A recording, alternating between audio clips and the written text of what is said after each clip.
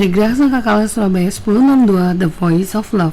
Shalom, selamat malam kasih Tuhan. Kembali program Sound of Revival hadir di ruang dengar Anda selama 2 jam ke depan di edisi 32 pada hari Rabu 11 Maret 2020. Namun sebelum kita memulai program ini, terlebih dahulu saya akan menyapa formasi lengkap dari Sound of Revival malam ini. Ada saya Ida Manik, saya Irin Irawan Listio, dengan saya Christian Tatuwo. Shalom kekasih Tuhan, dengan saya Richard Lukito. Dan shalom, saya juga dari Yeremia. Dan kasih Tuhan, pada malam ini Sound Revival akan mengangkat tema tentang salib yang memerdekakan. Sebelum kita masuk dalam firman Tuhan, mari kita terlebih dahulu mempersiapkan diri kita untuk bersama-sama memuji dan menyembah Tuhan dalam roh dan kebenaran.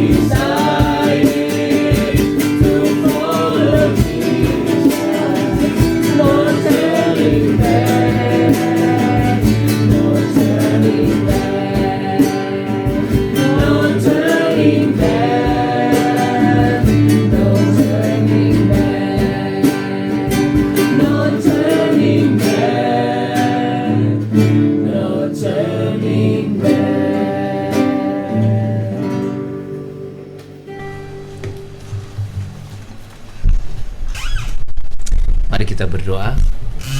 Tuhan Allah Bapa kami yang ada di dalam kerajaan sorga, kami mengucap syukur Tuhan kalau pada malam hari ini Kau izinkan kami kembali ya Tuhan, untuk kami boleh bersama-sama belajar mengenai kebenaran firman-Mu Tuhan. Kami mengucap syukur Tuhan karena kami masih ingat akan salib Tuhan yang memerdekakan kami Tuhan.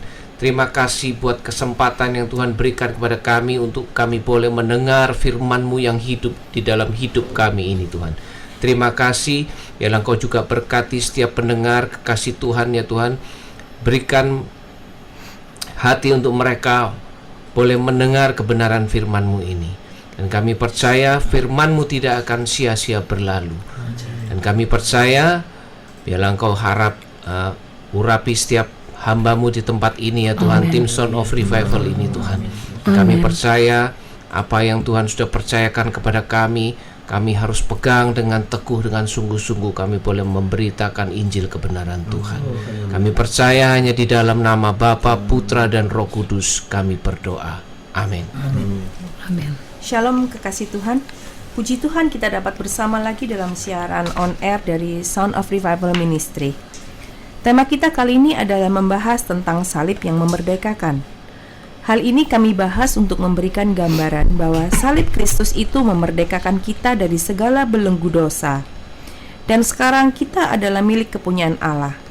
Dan inilah sikap yang harus kita pahami di tengah-tengah tantangan dunia ini. Untuk itu saya persilakan Pak Richard untuk membahasnya.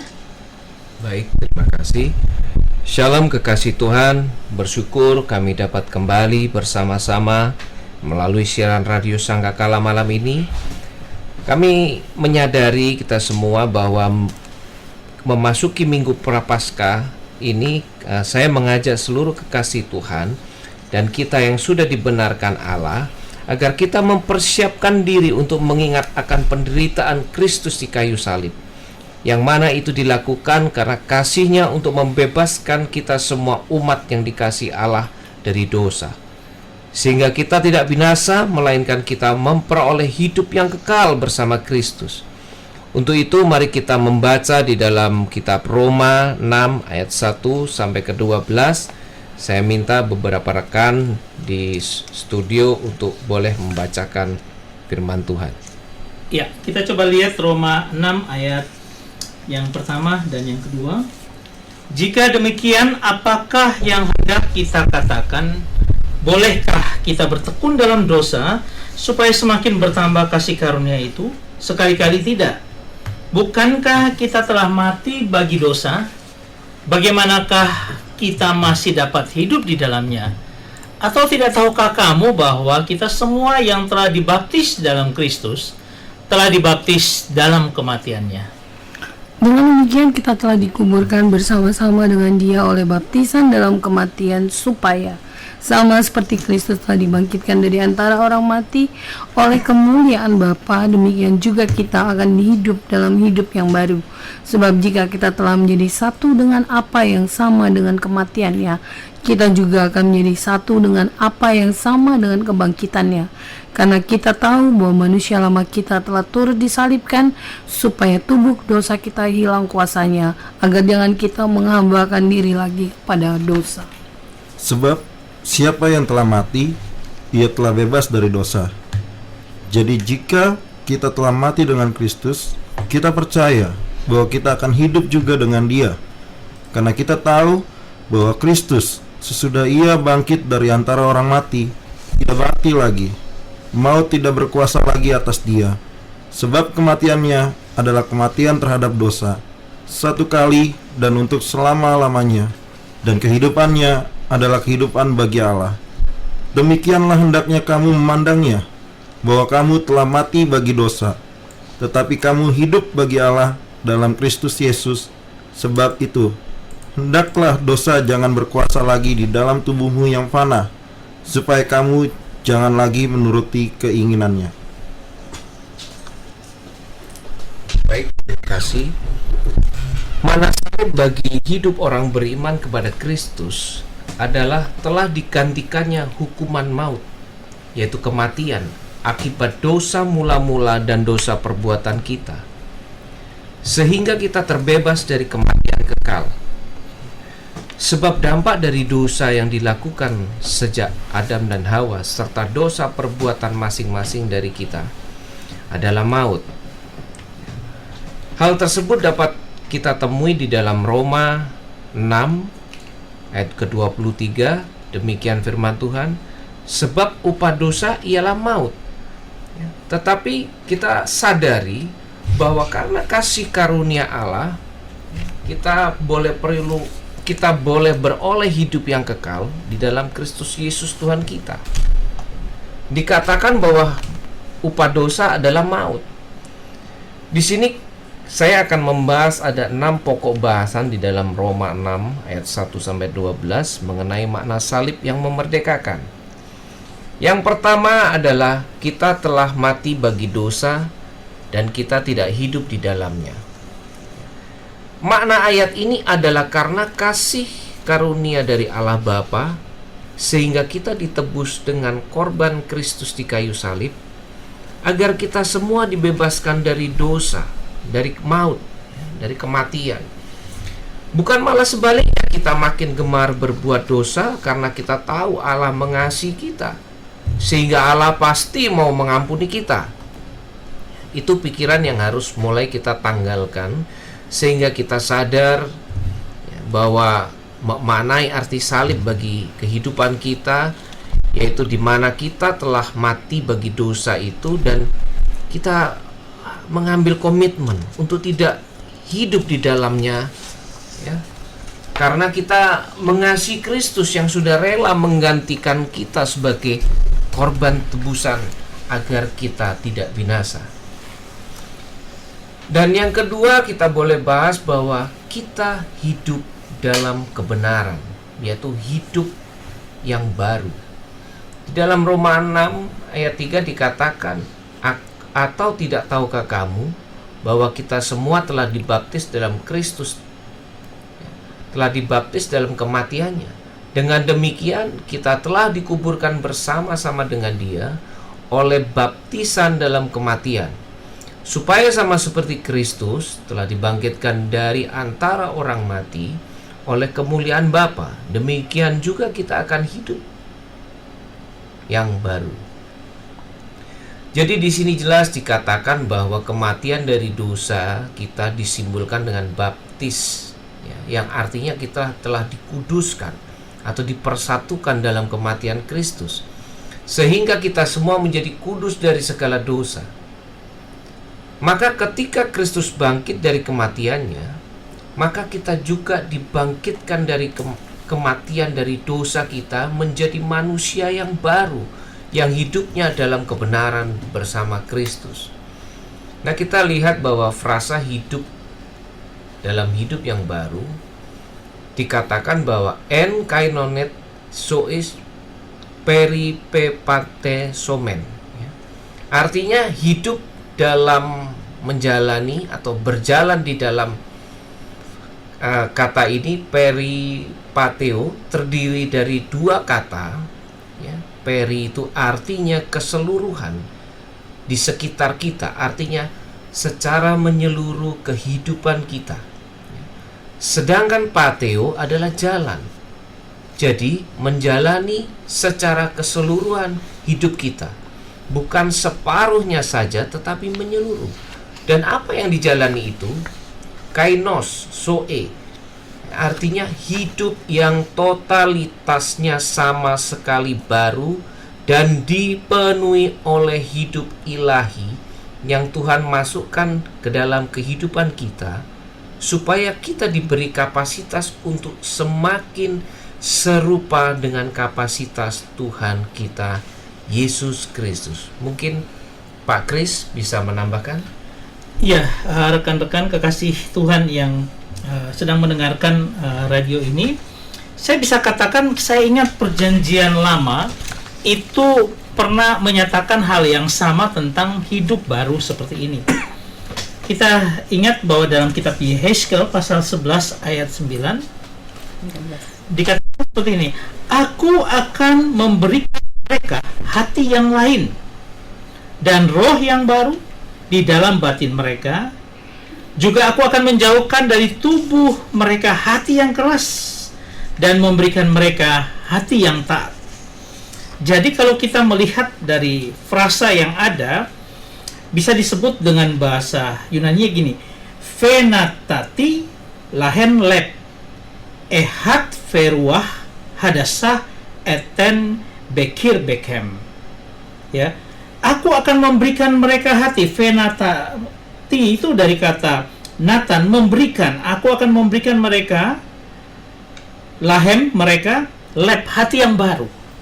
Ya, nah tetapi ketika dikatakan ehat veruah hadasah, itu dikatakan aku akan memberikan mereka hati yang mana satu roh dan baru, dan aku taruh di dalam mereka.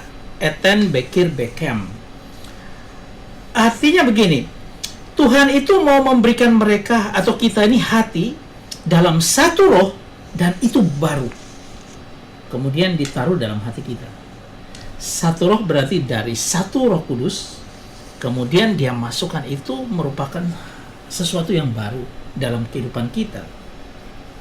Yang uniknya adalah kata Nathan ini ada dua. Pertama dikatakan dia berikan, yang kedua dia taruh, itu pakai kata Nathan, ya. Nah, yang satu perfect, aku sudah memberikan mereka hati yang baru. Artinya ketika kita bertobat, itu hati yang baru itu Tuhan berikan dalam rohnya, dia berikan kepada kita. Tetapi ketika dikatakan aku taruh, ya, aku juga itu dikatakan seperti memberi, tapi aku taruh dalam itu imperfect. Artinya apa? Menaruhnya itu terus menerus karena imperfect. Tetapi yang pertama itu sudah perfect ketika dia bilang aku berikan mereka hati dan roh yang baru, itu perfect, selesai. Tetapi aku taruh di dalam mereka, itu proses yang imperfect, artinya belum selesai. Anugerah Tuhan itu sudah final kepada kita, memberi hati dan roh yang baru. Tetapi menaruh itu di dalamnya, terus menerus memasukkan, itu proses yang terjadi terus menerus. Semakin sempurna ya Pak ya di dalam Kristus ya. Itu dia luar biasa Tuhan. Dia jaminkan kita hati yang baru, tetapi apa? Dalam prosesnya dia akan terus menata hati kita, dimasukkan terus hati yang baru, itu diproses terus baru-baru sampai sempurna. Seperti yang tadi Pak Richard katakan. Nah, pada bagian terakhir kan dia katakan gini, memberikan hati yang taat. Saya mengecek di bahasa aslinya itu agak aneh. Karena apa? Dikatakan venatiti lahen lek basar. Ya, kalau kita kata tadi seperti ya, venatiti itu artinya memberikan mereka, lahen mereka, lep itu hati, tapi pakai kata basar. Kata basar ini daging. Loh, kok aneh gitu loh. Memberikan mereka hati yang adalah dalam daging, flesh. Artinya apa? Kalau Tuhan sudah memulai sebuah anugerah yang perfect, dia sudah kasihkan, terus dia mulai taruh ke dalam, nah dia taruh dalam daging. Sehingga hati yang baru yang ditaruh dalam daging itu diterjemahkan sebagai hati yang taat. Karena apa? Ada roh yang terus-menerus masuk dalam kedagingan itu, memproses kedagingan itu, sehingga kedagingan itu dikalahkan dan dia menjadi taat kepada roh dan hati atau roh yang baru itu. Nah, ketika Tuhan sudah mengambil hati yang keras, tadi kan di depannya dikatakan hati yang keras Tuhan akan lunakkan, maka hati dalam daging itu akan taat untuk melakukan firman. Contohnya Daud di awal-awal itu dia punya pergumulan dengan Tuhan yang luar biasa gitu lah. Sampai-sampai Tuhan menghukum dia, sampai-sampai gara-gara Batsheba dan sebagainya. Tapi lihat, ketika dia sudah belajar bagaimana dekat dengan Tuhan, dia punya hati jadi berubah. Jadi berubah menjadi sangat luar biasa, sehingga kalau kita bilang Kejadian 13 ayat 22 dikatakan, setelah Saul disingkirkan, Allah mengangkat Daud menjadi raja mereka. Tentang Daud, Allah telah menyatakan, aku telah mendapat Daud bin Isai, seorang yang berkenan di hatiku dan yang melakukan segala kehendakku. Tuhan sendiri ngomong seperti itu. Aku mendapatkan Daud. Kenapa? Karena masa-masa pertama dia belajar luar biasa dengan Tuhan. Masa selanjutnya dia memerintah Israel dengan luar biasa. Karena hatinya sudah berubah. Dimasukkan roh Tuhan. Dan ketika roh Tuhan masuk walaupun dalam daging pun ditembusi, dia menjadi orang yang taat. Baik, artinya waktu kita ada roh Tuhan di dalam hidup setiap orang percaya, Ya, yang dikatakan bahwa salib yang memerdekakan, kita telah ditebus oleh darah Yesus, maka kehidupan manusia rohani kita adalah kehidupan yang dipimpin oleh roh. Bukannya begitu ya Pak? ya betul. Jadi sama seperti beberapa waktu lalu yang dibahas juga oleh Pak Kris, bahwa manusia sarkikos dan manusia pneumatikos. Artinya waktu kita sudah ditebus oleh pengorbanan Kristus di kayu salib, seharusnya kita anak-anak Allah ini adalah hidup oleh roh. Jadi menjadi manusia yang pneumatikos. Ya, Begitu ya Pak Kris? betul, betul. Jadi bukan manusia daging, tapi adalah manusia daging yang rohnya sudah diperbaharui oleh Kristus. Dan akan menjadi manusia pneumatikos. Ya. Ingat, daging tidak disingkirkan, artinya kita masih hidup dalam kedagingan, tetapi yang berubah adalah roh itu menghidupkan. Ya. Pneumatikos semakin hari semakin hidup di dalam seluruh kehidupan kita, menjadikan kita manusia yang baru. Ini dia peran salib yang memerdekakan. Ya, ini cukup menarik. Baik, kita lanjutkan. Yang poin ketiga adalah tubuh dosa kita telah hilang kuasanya, agar jangan menghambakan diri lagi kepada dosa. Kita kutip di dalam ayat Roma 6 ayat yang kelima. Sebab jika kita telah menjadi satu dengan apa yang sama dengan kematiannya, kita juga akan menjadi satu dengan apa yang sama dengan kebangkitannya. Karena kita tahu bahwa manusia lama kita telah turut disalibkan, supaya tubuh dosa kita hilang kuasanya, agar jangan kita menghambakan diri lagi kepada dosa. Jadi karena kita tahu bahwa manusia lama kita telah turut disalibkan, dan supaya tubuh dosa kita hilang kuasanya, agar jangan kita menghambakan diri lagi kepada dosa. Makna dari ayat ini adalah tubuh dosa kita telah dikuburkan dalam kematian bersama Kristus, dan kita telah dipersatukan dengan kebangkitannya. Sehingga manusia lama kita yang lebih kepada kehidupan daging berubah menjadi kehidupan oleh roh, sehingga tubuh dosa kita telah hilang kuasanya, dan kita jangan menghambakan diri lagi dan sampai jatuh ke dalam dosa. Biarlah Roh Kudus yang selalu ada dalam kita menuntun kita dalam hidup yang benar. Ada pertanyaan, Ya. terus kenapa hamba Tuhan itu bisa jatuh? Baik, terima kasih Pak Kris. Hamba Tuhan bisa jatuh di dalam dosa. Dan mungkin kalau kita lebih mengeneral, bukan hamba Tuhan saja, setiap orang yang mengaku percaya bisa jatuh di dalam dosa. Betul. Mengapa? Karena waktu Tuhan tadi memperbarui kita dengan kuasa rohnya, kita seringkali tidak sadar diri bahwa daging kita yang lebih menonjol, ya. Dan waktu Tuhan memberikan urapan Roh Kudusnya selalu mengingatkan kepada kita akan tuntunannya di dalam hidup kita, kita seringkali lupa, dan seringkali kita tidak tanggap akan penjagaan yang sebetulnya Roh Kudus itu berikan kepada kita. Kita sering tidak merespon dengan baik. Nah ini kenapa? Karena yang tadi kita pernah bahas bahwa kita separuh masih hidup kita di manusia sarkikos, dan kaki kita separuh di dunia yang pneumatikos.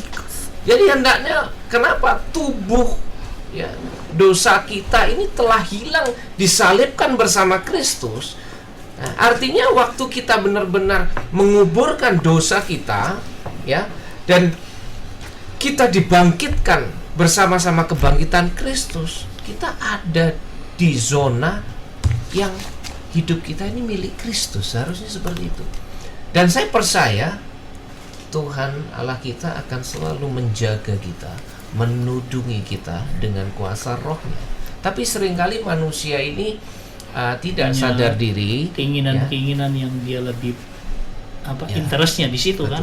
Karena di firman Tuhan itu sebetulnya adalah dasar sebagai petunjuk kehidupan manusia percaya. Contohnya kenapa tadi pertanyaan, kenapa orang percaya lah, kalau hamba Tuhan itu terlalu spesifik. Semua orang percaya, kenapa bisa jatuh dalam dosa? Ya, Tuhan sudah katakan, roh memang penurut, Daging lemah. tapi daging lemah. Kenapa sampai ayat itu muncul? Ya, karena apa? Memang Tuhan tahu. Ya, mengapa kita harus kenapa Tuhan harus tadi dikatakan mengisi terus dengan roh yang baru? Karena apa? Nah, itulah pentingnya bahwa hidup di dalam roh, ya, harus betul-betul membangun relasi yang baik dengan Allah. Saya rasa seperti itu. Menarik ya topik yang kita bahas kali ini. Kalau kita mengingat kejadian-kejadian di zaman-zaman dahulu ketika manusia jatuh dalam dosa, bagaimana bangsa Israel representasikan bahwa berusaha untuk berkenan kepada Allah, sampai akhirnya Allah memberikan Tauratnya, 10 hukum Taurat yang kita ketahui, dan mereka mengerjakan itu dengan begitu taat. Namun apakah itu jadi sesuatu yang tidak berkenan kepada Allah? Padahal hukum Taurat yang diberikan itu adalah dari Allah. Mengapa jadi sesuatu yang akhirnya seperti tidak terlalu berpengaruh apa yang dikerjakan oleh orang Israel saat itu? Nah, itu mau menunjukkan bahwa tanpa Roh Kudus yang menolong kita tidak bisa. Sekuat-kuatnya orang melakukan apa yang tertulis dalam hukum Taurat, dia tetap daging. Nah, kalau tidak melalui dimerdekakan oleh salib seperti tema kita, dia tidak akan bisa mengerjakan kehendak Allah dan berkenan kepada Allah. Yang membuat berkenan kepada Allah ada karena Roh Kudus yang sudah ditaruh di dalamnya setelah kita mengalami proses hidup baru. Nah, itu yang memampukan kita untuk mengalahkan kedagingan kita. Jadi intinya harus percaya Yesus Kristus, Pak ya, Ya, sebagai itu intinya. sebagai penebus kita ya. Karena sebab keselamatan itu tidak bisa kita cari, tapi keselamatan itu adalah anugerah dari Ya, Tuhan. betul. Ya, yang memerdekakan kita semua. Itulah beruntungnya kita. Puji Tuhan. Puji Tuhan. Baiklah kekasih Tuhan, sesaat lagi kami akan break sejenak. Kami masih menunggu bagi kekasih Tuhan yang mau bergabung. Mungkin Anda memiliki pertanyaan atau Anda memiliki pergumulan dan rindu untuk kami doakan. Anda bisa bergabung di jalur SMS atau di WA 0813 33060.000 atau di jalur telepon 0315046000. Kami akan segera kembali ke ruang dengar Anda setelah puji-pujian dan informasi berikut ini.